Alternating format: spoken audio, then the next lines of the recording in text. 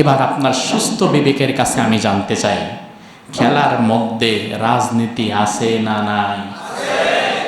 আজকের পরেও যদি কেউ বলে খেলার সাথে রাজনীতি মেলাবেন না, তাহলে তার চেয়ে বড় আহাম্মক অন্তত আমার দৃষ্টিতে আর কেউ নাই।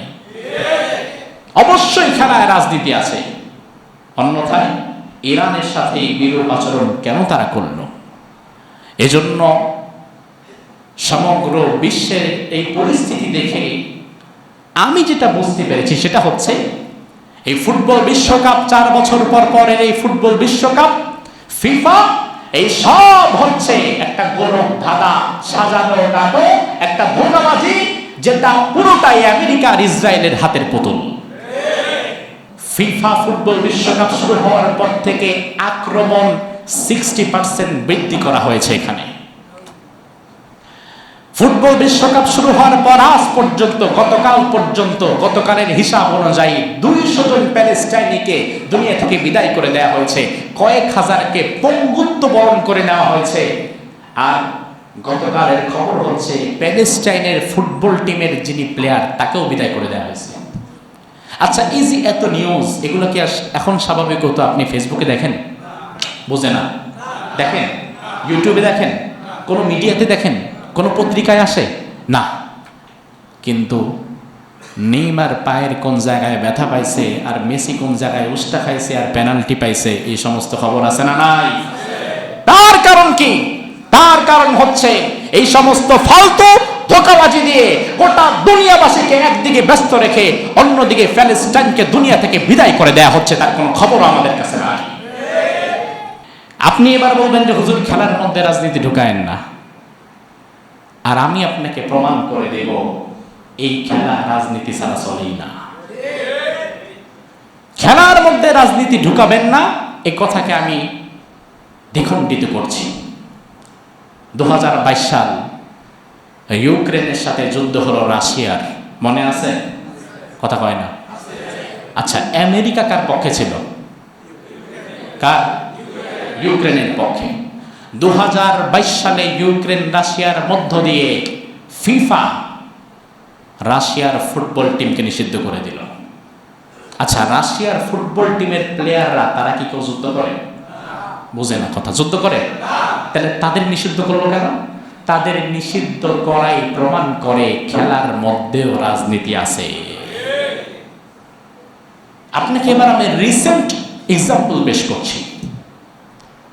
ইরানের উপরে সময়ের সেরা বর্বরচিত হামলা করল আমেরিকা আর ওর বন্ধু, কি নাম? নিকৃষ্ট প্রজাতি, বারবার নামও নিতে চাচ্ছি না। আমেরিকার নিকৃষ্ট প্রজাতি, এই দুইটা মিলে ইরানের উপরে সময়ের নৃশংসতম নগ্ন হামলা তারা করল। আয়াতুল্লাহ আলী খামেনিকে বিদায় করে দিল। ইরান ফুটবল বিশ্বকাপে চান্স পেয়েছে, কিন্তু কতটা দ্বিচারিতার শিকার তারা হয়েছে দেখেন। ফুটবল বিশ্বকাপ যে দেশে আয়োজন হয়, ওই দেশে প্রত্যেক দলের জন্য আলাদা বেস ক্যাম্প থাকে, যেখানে তারা থাকবে, রেস্ট করবে, প্র্যাকটিস করবে। সেখান থেকে শুধু কয়েক কিলোমিটার গিয়ে যে ভেন্যুতে খেলা, ওই ভেন্যুতে তারা খেলবে। সব দলের বেস ক্যাম্প আছে, ইরানের বেস ক্যাম্প তারা উঠিয়ে দিয়েছে, যে ইরানের কোনো বেস ক্যাম্প আমরা দিব না। নাউজুবিল্লাহ করেন না, আবার এটা তো আকাশ কুসুমের কোনো আওয়াজ না। ইরানের বেস ক্যাম্প তারা তুলে দিয়েছে। অবশেষে ইরানকে বাধ্য হয়ে তার বেস ক্যাম্প ফেলতে হয়েছে তিজওয়ানাতে, বিশাল দূরে, আমেরিকার বাহিরে, মেক্সিকোর একটা সীমান্তবর্তী জায়গাতে তাদের বেস ক্যাম্প তারা থাকতে দেয় নাই। শুধু তাই না, ইরানের যে সমর্থকরা হোটেল বুক করেছে, স্টেডিয়ামের টিকিট বুক করেছে, তাদের সকলের টিকিট ক্যান্সেল করে দেওয়া হয়েছে, যে এদের কোনো সমর্থক দরকার নাই, পুরা গ্যালারিতে ইরানের যেন কেউ না থাকে, এই ব্যবস্থা তারা করেছে। সব টিম আমেরিকায় থেকে প্র্যাকটিস করে খেলতে আসতো, আর ইরানকে খেলতে আসতে হতো হাজার হাজার মাইল দূর থেকে। আবার খেলা শেষ, আধা ঘন্টা উপস্থিত দিত না, দ্রুত ইরান থেকে বের হওয়া, দ্রুত আমেরিকা থেকে বের হওয়া। এতটা বিরূপ আচরণ তাদের সাথে করা হলো। এবার আপনার সুস্থ বিবেকের কাছে আমি জানতে চাই, খেলার মধ্যে রাজনীতি আছে না নাই? আজকের পরেও যদি কেউ বলে খেলার সাথে রাজনীতি মেলাবেন না, তাহলে তার চেয়ে বড় আহাম্মক অন্তত আমার দৃষ্টিতে আর কেউ নাই। অবশ্যই খেলায় রাজনীতি আছে, অন্যথায় ইরানের সাথে বিরূপ আচরণ কেন তারা করল? এজন্য সমগ্র বিশ্বের এই পরিস্থিতি দেখে আমি যেটা বুঝতে পেরেছি সেটা হচ্ছে, এই ফুটবল বিশ্বকাপ 4 বছর পর পরের এই ফুটবল বিশ্বকাপ, ফিফা, এই সব হচ্ছে একটা গোলক ধাঁধা, সাজানো নাটক, একটা ধোঁকাবাজি, যেটা পুরোটাই আমেরিকা আর ইসরায়েলের হাতের পুতুল। তার সাথে যার যেমন সম্পর্ক সে তাকে তেমন ফ্যাসিলিটিস দিয়ে রাখবে। শুধু তাই নয়, এই বিশ্বকাপের মধ্য দিয়ে বিশ্ব মিডিয়ার বিবেককে ঘুরিয়ে তারা অন্যদিকে ডাইভার্ট করে রাখে। এই মুহূর্তে গোটা পৃথিবীতে যত নিউজই হোক না কেন, সবসময় পত্রিকার হেডলাইন হচ্ছে ফিফা 2026। বিবিসি, সিএনএন সহকারে প্রত্যেকটা মিডিয়া ফুটবল বিশ্বকাপ ছাড়া আর কিছুই দেখছে না। আমাদের পত্রিকাগুলো পাগল হয়ে গেছে, ফুটবল বিশ্বকাপের খবর ছাড়া আর কোনো খবর তাদের কাছে নাই। অথচ গতকাল গাজার মিনিস্ট্রি অফ হেলথ, প্যালেস্টাইনের গাজার মিনিস্ট্রি অফ হেলথের পেজ থেকে আমি খবর দেখলাম, তারা দাবি করলো ফিফা ফুটবল বিশ্বকাপ শুরু হওয়ার পর থেকে আক্রমণ 60% বৃদ্ধি করা হয়েছে এখানে। ফুটবল বিশ্বকাপ শুরু হওয়ার পর আজ পর্যন্ত, গতকাল পর্যন্ত, গতকালের হিসাব অনুযায়ী 200 জন প্যালেস্টাইনিকে দুনিয়া থেকে বিদায় করে দেওয়া হয়েছে, কয়েক হাজারকে পঙ্গুত্ব বরণ করে নেওয়া হয়েছে। আর গতকালের খবর হচ্ছে প্যালেস্টাইনের ফুটবল টিমের যিনি প্লেয়ার তাকেও বিদায় করে দেওয়া হয়েছে। আচ্ছা, এই যে এত নিউজ, এগুলো কি এখন স্বাভাবিক হতো? আপনি ফেসবুকে দেখেন, বুঝে না, দেখেন ইউটিউবে দেখেন, কোনো মিডিয়াতে দেখেন, কোনো পত্রিকায় আসে না। কিন্তু নেইমার পায়ের কোন জায়গায় ব্যথা পাইছে, আর মেসি কোন জায়গায় উস্তা খাইছে, আর পেনাল্টি পাইছে, এই সমস্ত খবর আছে না নাই? তার কারণ কি? তার কারণ হচ্ছে এই সমস্ত ফালতু ধোঁকাবাজি দিয়ে গোটা দুনিয়াবাসীকে একদিকে ব্যস্ত রেখে অন্যদিকে প্যালেস্টাইনকে দুনিয়া থেকে বিদায় করে দেয়া হচ্ছে, তার কোনো খবর আমাদের কাছে নাই। স্বাভাবিক। আজ প্যালেস্টাইন নিয়ে আপনি ফেসবুকে একটা পোস্ট করবেন, লাইক হবে 2-3টা। ফুটবল নিয়ে, মেসি নেইমার নিয়ে একটা পোস্ট করবেন, লাইক হবে 200টা। আপনি তো ছুটবেন ওই দিকে যেই দিকে আপনি বেশি পাচ্ছেন। স্বাভাবিক এটা। আমার ভাই, আপনি যেটারে নিছক খেলা মনে করেন, এটা আসলে নিছক খেলা না। এই খেলার পেছনে চলে আরো ভয়ঙ্কর খেলা। আপনি স্রেফ সেই খেলায় একটা হাতের পুতুল হিসাবে ব্যবহৃত হচ্ছে। আপনার ডাইভার্ট, আপনার কনসেন্ট্রেশনকে ডাইভার্ট করে অন্যদিকে ঘুরিয়ে রাখা হচ্ছে। আপনি এমন মানুষদেরকে সাপোর্ট করছেন যারা ব্যক্তি জীবন, সামাজিক জীবন, রাষ্ট্রীয় জীবন, ব্যক্তি, সামাজিক, পারিবারিক, রাষ্ট্রীয় প্রত্যেকটা জীবনে যারা কলুষিত, যে মানুষগুলো সমকামিতার সাথে সম্পৃক্ত। ব্রাজিলের প্লেয়ারদের খবর নিয়ে দেখবেন, তারা হোমোসেক্সুয়ালিটির সাথে সম্পৃক্ত, তারা গে। তাহলে আপনি তাদের সমর্থন করেন, আপনি কোথাকার গে? আমার ভাই, এমন মানুষকে আপনি কেন সমর্থন করবেন? আমি তো মনে করি যে মানুষগুলো ব্যক্তি জীবনে কলুষিত, সামাজিক জীবনে কলুষিত, রাষ্ট্রীয়ভাবে যারা ইহুদিদেরকে সমর্থন করে, আমার ন্যূনতম সমর্থন পাওয়ার মতো যোগ্যতা তাদের নাই। এটা আমার ঈমানি ব্যক্তিত্ব। সে দুনিয়ার যেই হোক না কেন, মেসি যদি কোনো ম্যাচে 1000 গোল করে, আমি সেদিকে ফিরেও তাকাবো না। তার কারণ গোটা দুনিয়ার সর্বোচ্চ ভয়ঙ্কর লেভেলের মানবতার শত্রু যারা, তারা তার বন্ধু। তা আমি তো তার দিকে ফিরেও তাকাবো না। আর আমি যদি তার খেলাকে এত পছন্দ করি, তার ব্যথায় আমি ব্যথিত হই, তার আনন্দে আমি আনন্দিত হই, তাহলে ফিলিস্তিনের পক্ষে কথা বলা আমার মুখে মানায় না। এটা দ্বিচারিতা, দ্বিমুখী নীতি অবলম্বন করছেন। এবার আমার ভাইরা জবাব দেন, খেলার মধ্যে কি রাজনীতি আছে না নাই? কম না বেশি? এবার আপনি বলবেন যে হুজুর, খেলার মধ্যে ধর্মটাই নেন না। এমন কথা বলার লোক নাই? খেলার মধ্যে রাজনীতি টানবেন না, খেলার মধ্যে ধর্ম টানবেন না, তাহলে খেলা কি তোমার মাথা? খেলার মধ্যে ধর্ম টানবেন না। অথচ আমি তো মুসলমান। মুসলমান তার জীবনে থাকবে যেখানে, ধর্ম থাকবে সেখানে। আল্লাহ রাব্বুল আলামিন বলেন, কুল ইন্না সলাতি ওয়া নুসুকি ওয়া মাহইয়ায়া ওয়া মামাতি লিল্লাহি রাব্বিল আলামিন। ও নবী, আপনি দুনিয়ার মানুষকে জানিয়ে দিন, তাদেরকে আপনি বলুন, নিশ্চয়ই আমার নামাজ আল্লাহর জন্য। কার জন্য? জোরে বলেন। ওয়া নুসুকি, আমার কুরবানি আল্লাহর জন্য। কার জন্য? ওয়া মাহইয়ায়া, আমার জীবন কার জন্য? আমার মরণ কার জন্য?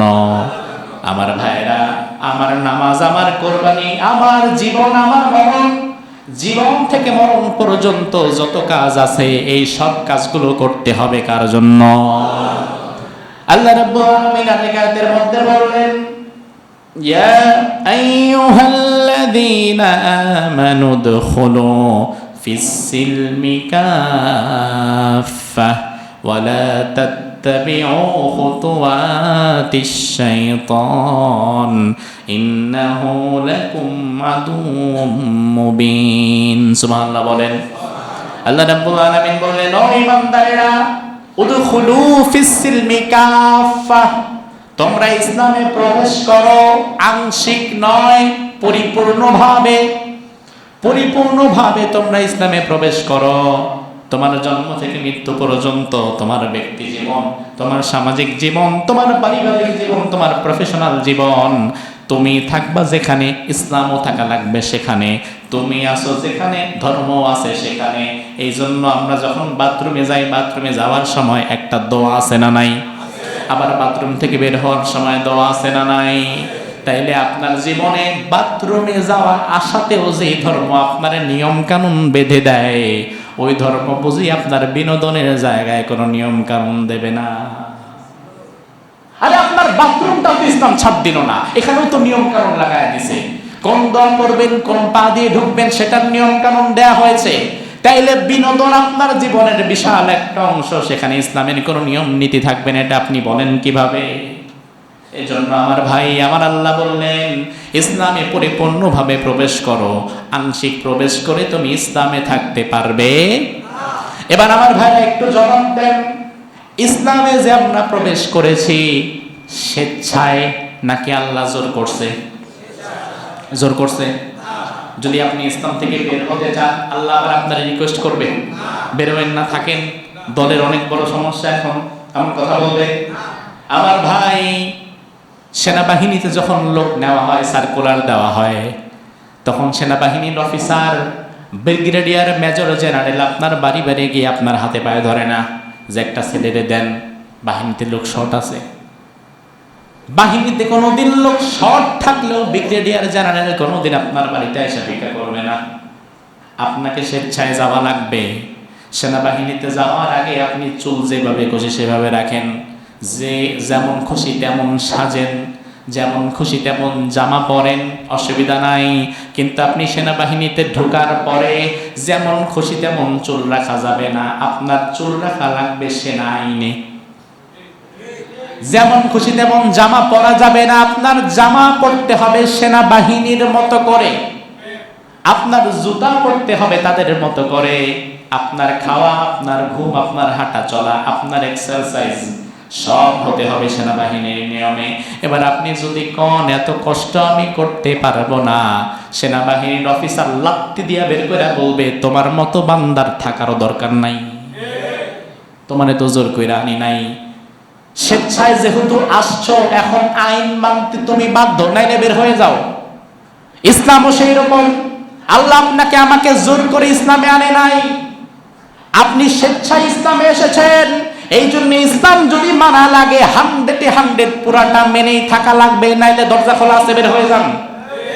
ঠিক কি না? আপনি বলবেন, হুজুর খেলার সাথে ধর্ম মিলায়েন না। ধর্ম, খেলা একটা বিনোদনের জায়গা, তার মানে কি ইসলামে বোধহয় বিনোদনের কোনো মাপকাঠি নাই, যেমন খুশি তেমন বিনোদন পাবেন? অথচ ইসলামী বিনোদনের মাপকাঠি আছে, যেই বিনোদনে জুয়া আছে, যেই বিনোদনে অশ্লীলতা আছে, যেই বিনোদনে হারাম কাজ আছে, ওই বিনোদন মুসলমানের বিনোদন না। এই যে কথাগুলো বললাম, জুয়া, অশ্লীলতা, হারাম কাজ, ফিফা 2026 ফুটবল বিশ্বকাপে আছে না নাই? তাইলে এটা তোমার জন্য হালাল হয় কেমনে? কিভাবে হালাল হয় তোমার জন্য? আল্লাহ তাআলা ইসলামে কোনো ডিসকাউন্ট দেন নাই যে কিছু মানবা আর কিছু না মানলেও সমস্যা নাই। আল্লাহ তাআলা বললেন উদখুলু ফিস সিলমি কাফা, ইসলামে পরিপূর্ণভাবে প্রবেশ করতে হবে। আমার ভাই, পরিপূর্ণ প্রবেশ না করলে তো বিপদ। আর আল্লাহ তাআলা ইসলামে আপনাকে ডিসকাউন্ট দিবে কেন? ডিসকাউন্ট দেওয়ার তো কোনো ঠেকা আল্লাহ নাই। অনেক সময় দেখবেন বাটার শোরুম ঢোকার পরে দেখবেন এক সাইডে কিছু জুতা আছে ফিক্সড প্রাইস, ওখানে দামাদামি চলে না। আবার আরেক সাইডে কিছু জুতা আছে 25% ডিসকাউন্ট, 40% পর্যন্ত ডিসকাউন্ট, 50% ডিসকাউন্ট। তো ডিসকাউন্ট দেওয়ার মানে কি?